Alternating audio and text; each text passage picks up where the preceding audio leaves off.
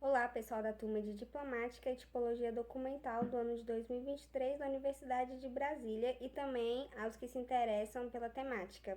Iremos nesse vídeo fazer uma relação com os acontecimentos narrados pelo empresário Tony Garcia, o ex-juiz Sérgio Moro e seu papel nas investigações contra a corrupção, como por exemplo a Lava Jato.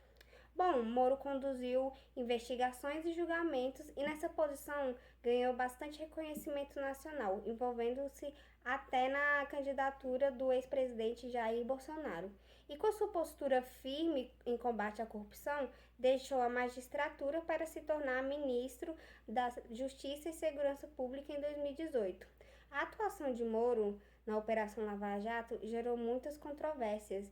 Em uma entrevista à TV 247, o empresário Tony Garcia fez uma série de acusações e denúncias sobre as ilegalidades dessas investigações. Para fazer uma síntese, Tony declarou que trabalhou como agente filtrado a serviço do ex-juiz Sérgio Moro e porque ele tinha feito um acordo de delação e tinha como missão incriminar pessoas específicas através de gravações essas ilegais, pois tinha como prerrogativa pessoas com foro.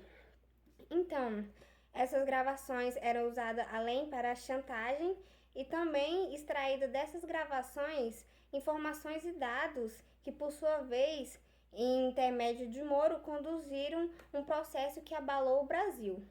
Ainda que supostamente, segundo as denúncias, o processo seria fraudulento. Então vamos analisar alguns aspectos dessa entrevista à luz da diplomática.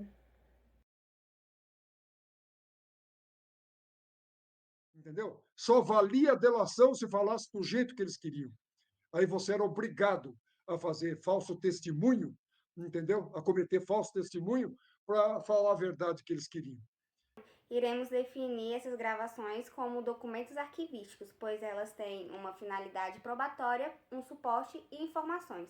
O ponto principal será identificar o princípio da veracidade e da autenticidade dessa denúncia. Psicológica para tirar de você, preso, tirar o que ele queria. E no primeiro depoimento, ele faz isso comigo.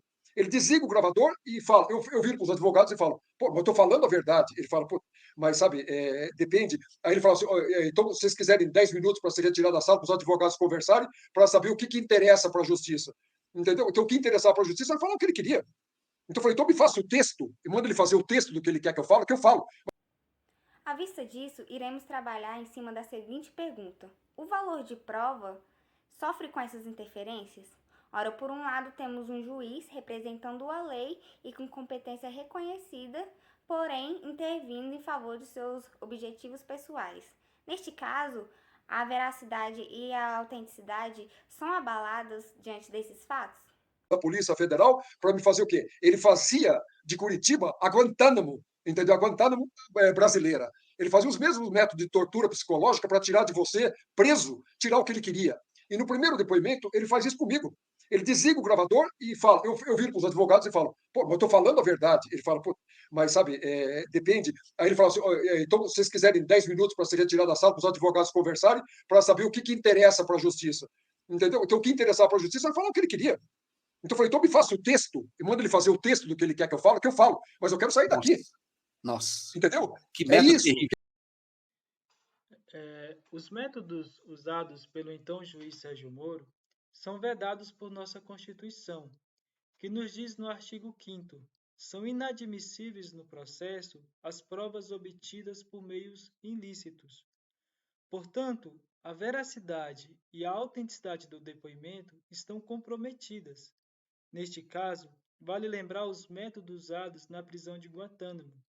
Guantánamo é uma prisão militar dos Estados Unidos, localizada ao sul da ilha de Cuba, que desde 2002 é alvo de várias denúncias de tortura e abuso aos direitos humanos. Segundo Tony Garcia, esses eram os mesmos métodos usados pelo então juiz Sérgio Moro. Isso compromete a autenticidade e a veracidade documental, e neste caso, a autenticidade e a veracidade do depoimento. Pois, mesmo que seja considerado um documento autêntico uma vez que poderia ter cumprido todos os requisitos que o documento alega ter, trata-se de uma falsificação de documento, visto que os fatos não correspondem à realidade e foram obtidos por meios ilícitos.